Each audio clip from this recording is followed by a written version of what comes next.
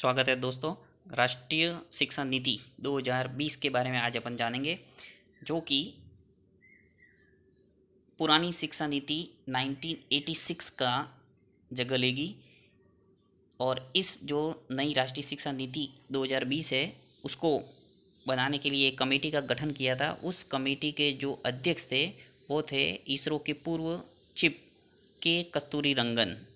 और इनके अगुवाई में ये जो शिक्षा नीति है वो पूरी तरह से बन के तैयार हो गया है।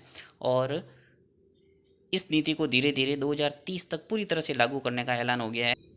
तो अपन जानते हैं कि इस नई शिक्षा नीति 2020 के अंदर शिक्षा के क्षेत्र में क्या क्या परिवर्तन आए हैं और क्या क्या बदलाव लाया गया है, वो अपन एक एक करके जानते हैं। सबसे पहले तो मैं आपको बता दूं कि जो अपने शिक्षा के क्षेत्र में मंत्रालय कार्य करता था, उस मंत्रालय का नाम ही बदल के रख दिया है। और उस मंत्रालय का जो पहले नाम था मानव संसाधन विकास मंत्रालय, अब नई शिक्षा नीति का ऐलान होने के साथ ही इसी मंत्रालय का नाम रखा गया है शिक्षा मंत्रालय।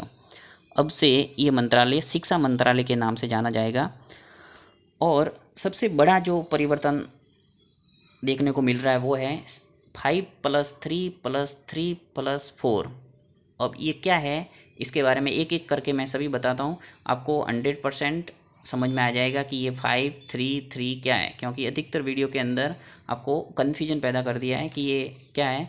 तो मैं यहाँ आपको क्लियर बताना चाहूँगा कि ये क्या है।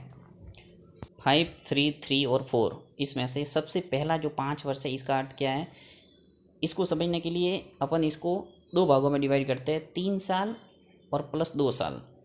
3 साल का अर्थ है वो होगा, इसमें पहले 3 साल प्री प्राइमरी या स्कूल पूर्व पढ़ाई की व्यवस्था होगी, एवं बाद के जो 2 साल हैं उसका अर्थ होगा पहली और दूसरी कक्षा। इस प्रकार से कुल 5 वर्ष की पढ़ाई होगी।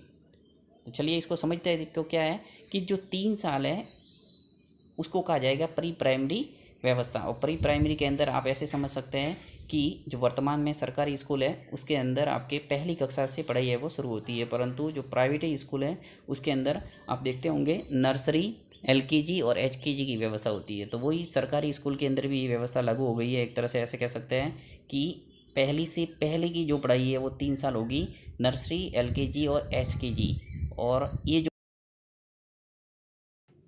ये जो पढ़ाई पूरी होने के बाद में बच्चा पहली कक्षा में प्रवेश होगा और उसके बाद में दूसरी कक्षा पूर्ण होगा। इस ढंग से टोटल 5 वर्ष का ये अर्थ आप समझ गए होंगे, 3 साल और 2 साल। 3 साल प्री प्राइमरी के और 2 साल पहली और दूसरी कक्षा का है। नेक्स्ट, 5 वर्षों के बाद में 3 साल की पढ़ाई तीसरी से लेकर 5वीं कक्षा की होगी और इसे प्रीपरेटरी स्टेज कहा जाएगा। अर्थात समझ गए होंगे कि 5 वर्ष तक पहले नर्सरी, LKG, HKG हो गया 3 वर्ष, 2 साल हो गया पहली और दूसरी, इस तरह से 5 वर्ष हो गए थे। नेक्स्ट जो 3 साल है यानी उसका अर्थ है तीसरी से लगाकर 5वीं कक्षा तक, अर्थात तीसरी, चौथी और 5वीं कक्षा। नेक्स्ट जो 3 है इसका अर्थ क्या है, इस 3 का अर्थ है कक्षा 6 से लगाकर 8 तक की पढ़ाई, जिसे अपन कहेंगे मिडिल क्लास। अर्थात अब मिडिल स्कूल के अंदर अपन पढ़ते हैं जो 6ठी से लगाकर 8वीं तक भी पढ़ाई करते हैं, वो हो जाएगी 3 साल में पूर्ण, 6ठी, 7वीं और 8वीं। तो 3 का अर्थ समझ गए। नेक्स्ट समझते हैं अपन 4। लास्ट है 4। इस 4 का अर्थ है 9वीं से 12वीं तक के 4 साल, जिसे अपन कहेंगे सेकेंडरी स्कूल।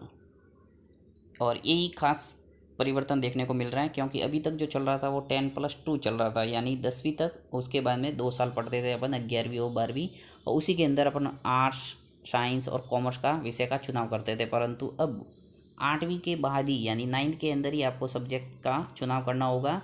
9th क्लास के अंदर ही आपको सब्जेक्ट है वो अपने इच्छा अनुसार लेने होंगे। साथ ही जो साइंस, कॉमर्स, आर्ट्स है उसकी व्यवस्था एक तरह से ख़त्म हो गई है, क्योंकि आप किसी भी विषय को अपने पढ़ाई के अंदर शामिल कर सकते हैं।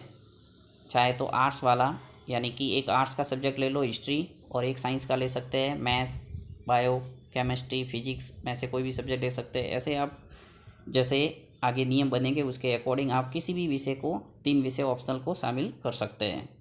जो कि अब व्यवस्था है, जैसे साइंस वाला है वो आर्ट्स का नहीं ले सकते, आर्ट्स वाले है वो साइंस में नहीं जा सकते, कॉमर्स वाले हैं वो साइंस का विषय नहीं ले सकते। ऐसे कई नियम बने हुए, परंतु अब जो नई राष्ट्रीय शिक्षा नीति 2020 है, इस नीति के अंदर काफ़ी कुछ परिवर्तन आए हैं और आप किसी भी विषय का चुनाव अपने हिसाब से कर सकते हैं। साथ ही ये सेमेस्टर वाइज एग्जाम होगा।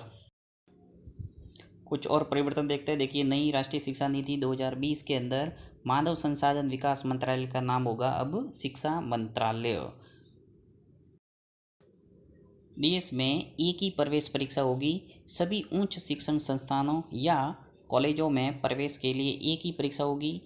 ये परीक्षा NTA अर्थात नेशनल टेस्टिंग एजेंसी लेगी। इस एजेंसी का गठन पहले ही हो चुका है। देखिए, अलग अलग संस्थानों के अंदर प्रवेश परीक्षा का आयोजन होता है और उन प्रवेश परीक्षाओं का नाम भी अलग अलग होता है, परंतु अब नई शिक्षा नीति के अंतर्गत आपके सिर्फ एक ही टेस्टिंग एजेंसी होगी जिसका नाम होगा NTA नेशनल टेस्टिंग एजेंसी, और इसका गठन पहले ही हो चुका है। सिर्फ यही आपके एग्जाम लेगी प्रवेश परीक्षा, और इसी के आधार पर आपको उच्च शिक्षण संस्थानों के अंदर प्रवेश मिलेगा। MPhil पाठ्यक्रमों को बंद कर दिया गया है। शोध के लिए MPhil की अनुमति अब नहीं दी जाएगी। अब तक MPhil PhD और परास्नातक के बीच की सीढ़ी मानी जाती थी। अब देखिए, MPhil की जो पढ़ाई होती थी, अपन पोस्ट ग्रेजुएशन के बाद में MPhil करते थे और उसके बाद में PhD भी करते थे कोई, तो MPhil है वो पूरी तरह से बंद कर दिया गया है।